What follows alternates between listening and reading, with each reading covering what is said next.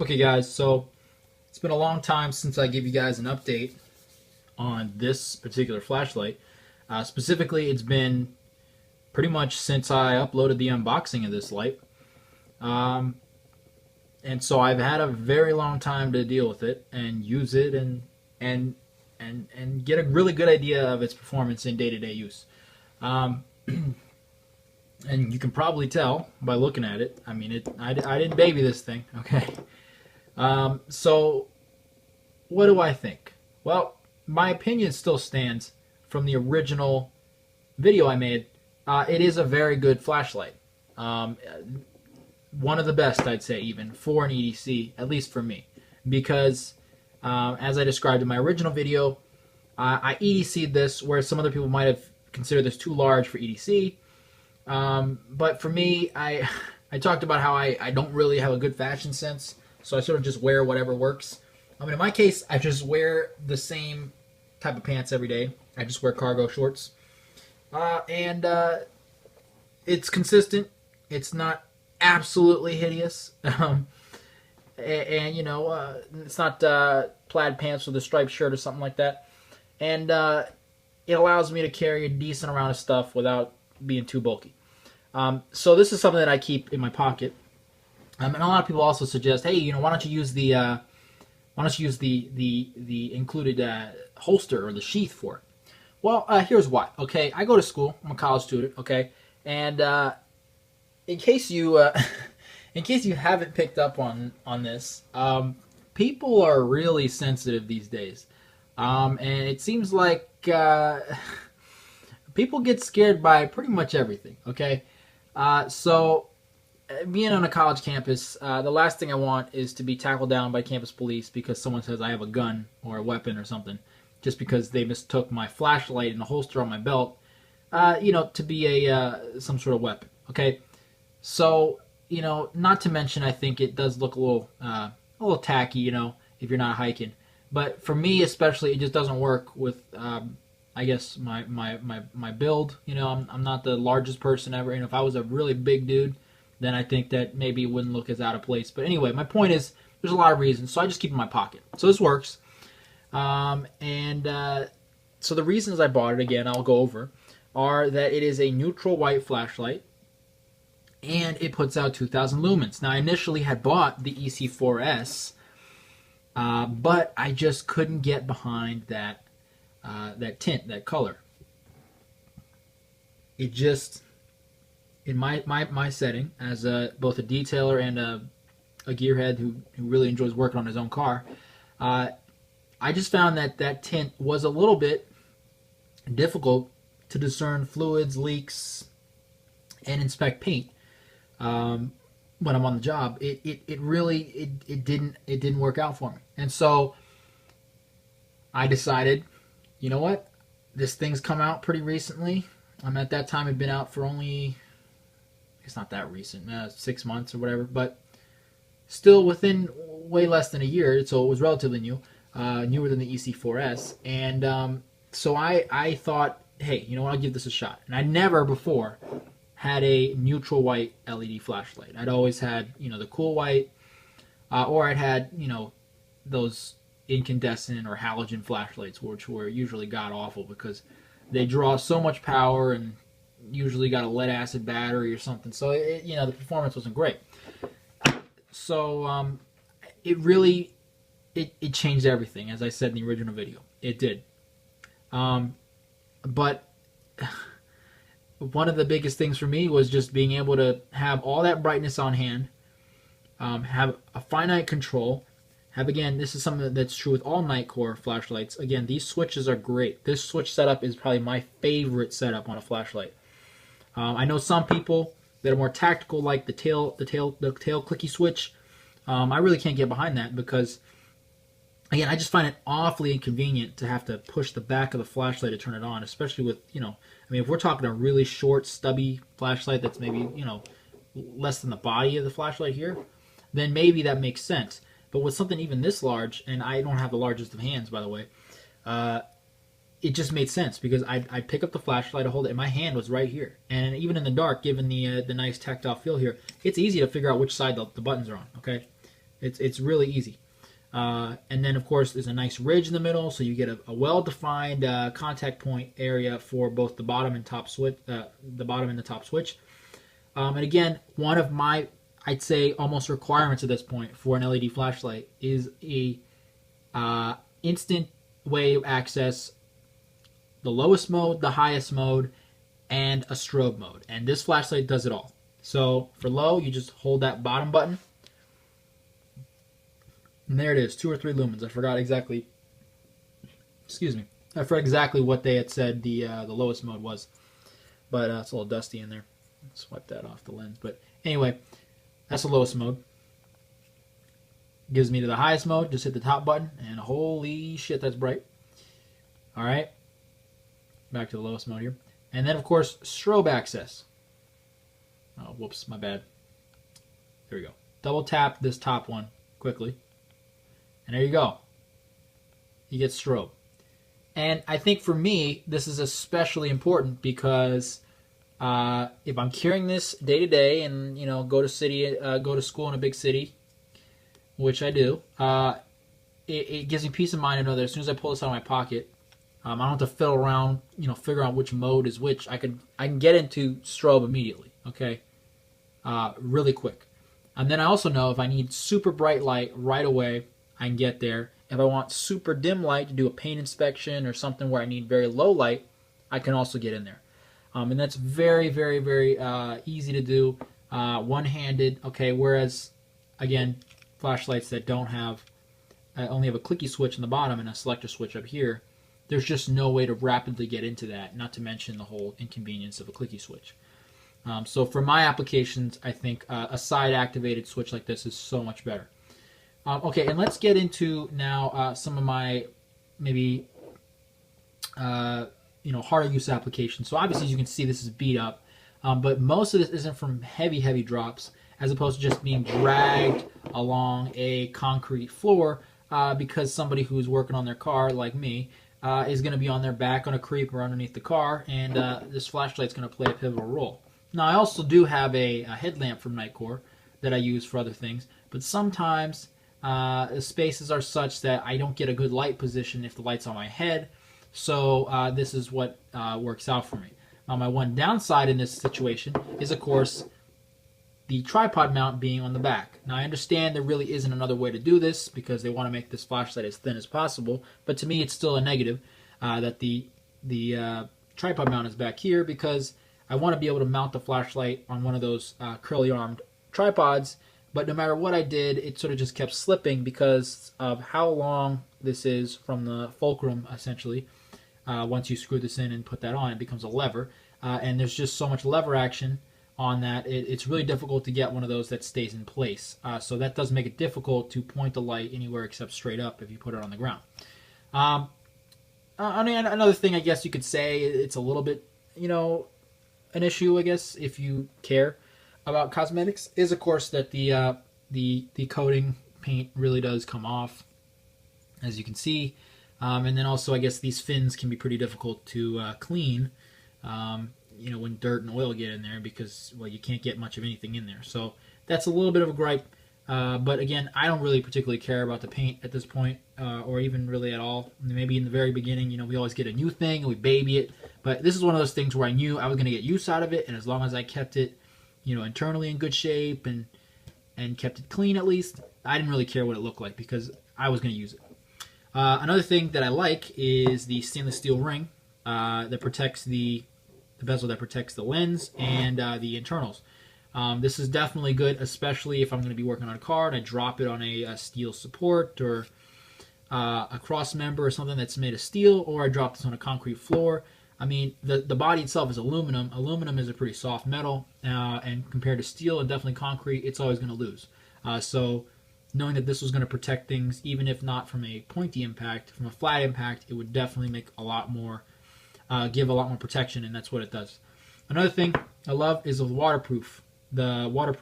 The fact that this has an IPX8 certification means that I can get this covered in oil, coolant, brake fluid, whatever, and I can get some dish soap, scrub all over this, and rinse it off without having to worry about anything. I'm not even talking about going swimming or anything, because technically, being IPX8, it's certified to about 1 meter to 2 meters, I think, or something like that. Don't quote me on this, but you can definitely submerge it, okay? The thing is here, that is invaluable. I mean, if I had a flashlight that I couldn't wash, it'd be disgusting. I wouldn't want to use it, and certainly not have it as an EDC. I mean, after doing any type of repair in my car, you know, any significant type of repair, this is covered in dirt and grease, and it's just gross. I mean, there's no way I'd put this in my pocket, right? Well, that is a key thing that allows me to clean it up, you know? And it being so watertight, I don't have to worry about, oh, well, you know, you can't, you know, splash it too hard, or, you know, if it's just water resistant. So the fact that it really is waterproof is very nice. But herein lies where I start to get into where I really think the negatives are on this flashlight in particular. So, and I will tell you right now, full disclosure, the flashlight did fail on me, okay? And then here's what happened. So I had the flashlight for about let's see. Actually, wait, hold on a second. Do my math here.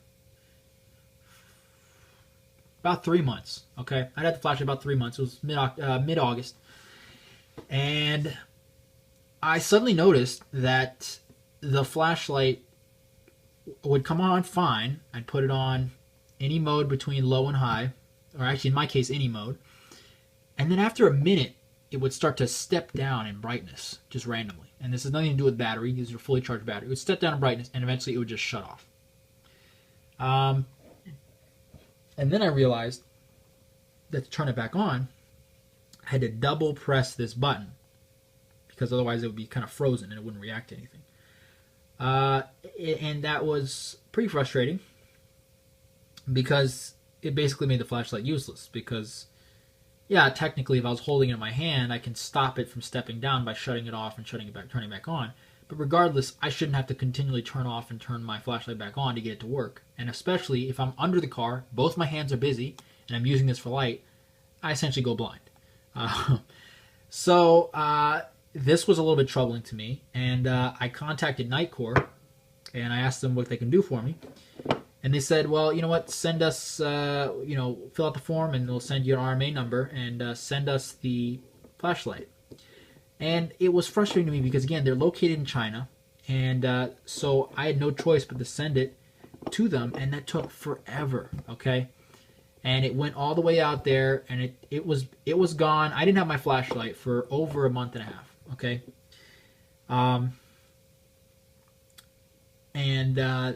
It was a little bit concerning, because I was wondering, you know, what are they going to do? Are they actually going to fix it or whatever? And then when I had it shipped out and I had time to think about it, well, one, I realized I need a flashlight, okay? And so what did I get as a holdover until I got my other flashlight back? I got me a ThruNite TN12, okay? This is the neutral white version. And this is a 1100 lumen flashlight, okay? So it is not, let's see if it'll adjust here. Oh, let's put, yeah, there we go. So I got this because I knew I needed something neutral white. I wanted something that used 18650s, and I didn't want something too expensive, but I wanted something waterproof. And this fit all of those things. But of course, I think my biggest gripes with this flashlight, of course, are the things that I said were so great about the EC4SW, which were tail clicky, no quick access to set mode, and no quick access to strobe, and actually a shorter runtime, which is interesting, because these being in parallel, you know, you'd think this would be about the same, being lower brightness. But anyway, but one of the things I did notice is that this actually has a warmer tint than the EC4SW. So if I go ahead and compare the two, you'll see, here, let me step this one down to the lowest. Yeah. So it's not just the brightness that you're seeing a differential there. The EC4S over here versus the Nitecore, what am I saying? Versus the ThruNite TN12, the TN12 is warmer. And I'd almost say it's a more preferential tint. But overall, it does have a strange bluish halo, whereas the Nitecore is far more consistent in terms of color. The tint looks consistent throughout, whereas the Through Night has a rather cool white halo around the spot. So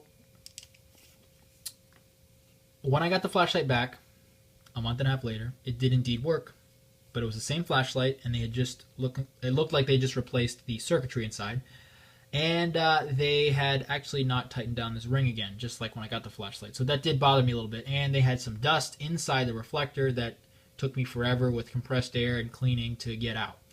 So again, that did bother me. I felt like it was a little bit upsetting that, you know, I pay all this money for the flashlight.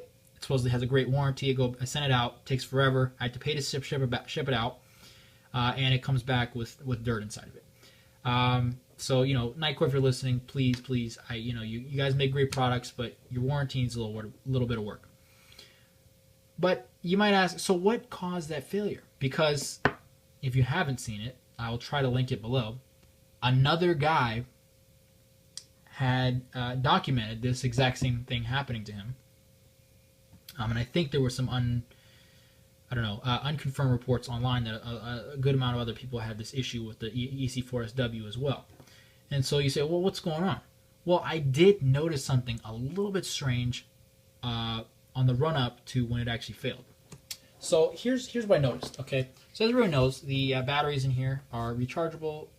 You know, these are the 18650s, but you have to remove them to charge it. It doesn't have a USB charging port like some of the smaller Nitecore flashlights, which is, again, fine by me because it makes the flashlight super compact. It makes it much, much more waterproof. So here we have these 18650s. Take them out. And as you can see inside there, we'll use the Through Night for some light. You can see the circuit board right there. And one side has a spring, and another has a flat contact for the top of the battery. So, what is the initial problem I see already? Well, it has what is known as a coil-in-coil type contact for the negative terminals of the batteries. And that goes for both what's inside as well as what's right here, okay? And if you don't know what I mean, if you get a good look at that, let me see if I can get it to macro in here. You can see there is a coil spring inside this coil spring, okay? And so I'm not sure what the purpose of this is. Again, Nitecore or somebody who's a, you know, master electrician, if you can tell me, maybe, you know, chime in with that. But I find that what this results in is a lot more pressure is required because technically it doesn't seem to engage until both springs are compressed. So until that top spring makes contact with the bottom spring, you don't get a complete circuit. Also, there is a lot of it needs to be tightened down decently to do that. In addition, you need to tighten it down quite a bit because of this flat type seal. In order to seal effectively against the bottom of the flashlight, it needs to be slightly compressed. So you need to know that this is making a tight seal contact. So where's the problem? Well, I noticed that I used to do this when I would put in my batteries. I'll show you exactly what I used to do. And that is, I would put them in. I'd line up the tail cap, and I would start screwing it down. And then when I got here, I would be pushing on the cap slightly, not crazy, just to compress this gasket a little bit more so that I could get an extra little bit of turn out of my tail screw piece. Well, what I noticed was if you tightened it even just a little bit too much, or tightened it even more like that, suddenly the flashlight wouldn't work. So you wouldn't get what I'm seeing here. You get nothing. The flashlight wouldn't come on. And you'd have to undo it a little bit, release some pressure, and do it again. But the problem was that the difference between having it too loose, where it neither makes contact, so the flashlight doesn't come on, and this is not sealed, to where you over-tighten it to the point where it seems to not work, was such a small difference that it was basically, you know, quite annoying little game to figure out where it was. And I really do think that's a design flaw, because what I think was happening was, in order to get that good contact and good seal around here, it was pushing the batteries into the circuit board, which is not reinforced, as you can see on the bottom, and probably bending something, okay? Bending a contact, bending something, you know, breaking one of those little, you know, silicon board circuits, all right? And it doesn't take much if it actually cracks. And I think therein lies my least favorite thing about this flashlight, which is what I think is a slight design flaw. That means that in addition to these threads being kind of gnarly, these threads on this cap have always been a little bit crunchy. They're never very smooth. In addition to that, you have an issue where trying to find the balance between a good seal on this bottom end cap, contact with the batteries, and not over compressing that circuit board are just, it's a guessing game, really, you know. And I'm thinking that what happened was, it didn't happen overnight. It happened from repeated, just ever so slight overpressures of that board. Well, how do I know where that pressure zone is? How do I know when I'm fatiguing it and when I'm not, right? And how is that different from not making contact versus making contact? And so I think therein lies my I guess, where I identified a fatal flaw, that can be fatal, rather, in this flashlight. Because I love this light. I really do. I love its features. I love its build. I just don't like that particular thing. So if you take anything away from this, you know, this is a great flashlight with a great tint, considering its brightness, and it is still, I'd say, almost arguably the undefeated champion in terms of how compact it is for a 18650 size flashlight. You just won't find anything else like this. This is a very innovative design, and I know it carries over from the EC4 and obviously the EC4S. I mean, they're the same flashlight, you know, build-wise in terms of the body. But still, I think this is a very innovative design, and now has more modern technology in it, and certainly a better color temperature. I think my only issue, like I said before, is that flaw. That flaw is potentially very hazardous in the sense that, or potentially not hazardous. It's very, it's a big negative, I guess. If you are considering one of these flashlights, I would say, you know what, just be really careful when you screw this in, and only screw it in as far as you think is necessary to make a decent seal, and certainly as soon as you see some signs of life here, when you see the battery indicator show up, it's probably tight. Just snug it up a little bit more, and you don't need to go crazy. But again, you know, with this type of flat type seal, it relies on how much pressure is there, because there's two flat surfaces. It's not like a tight, what's the word? It's not like, for example, if you look at the Through Night, this has a compression seal here. So the O-ring is right here. It's an O-ring type seal, and you just screw it down. And so you're not pressing a piece of gasket material between the tail cap and the body. Instead, you're screwing it over the O-ring, which is being compressed. So fundamentally, there's not as much a need. I mean, pretty much as long as that O-ring is underneath the tail cap, it's still sealed. So there's no way I can turn the flashlight on right now because it's not making contact with the body. The switch isn't. But the gasket, the O-ring, is still underneath, so it's still watertight. Whereas this compression type seal here, which I'm not saying is necessarily a bad idea. In fact, for you know, this type of tail cap, it makes a lot of sense.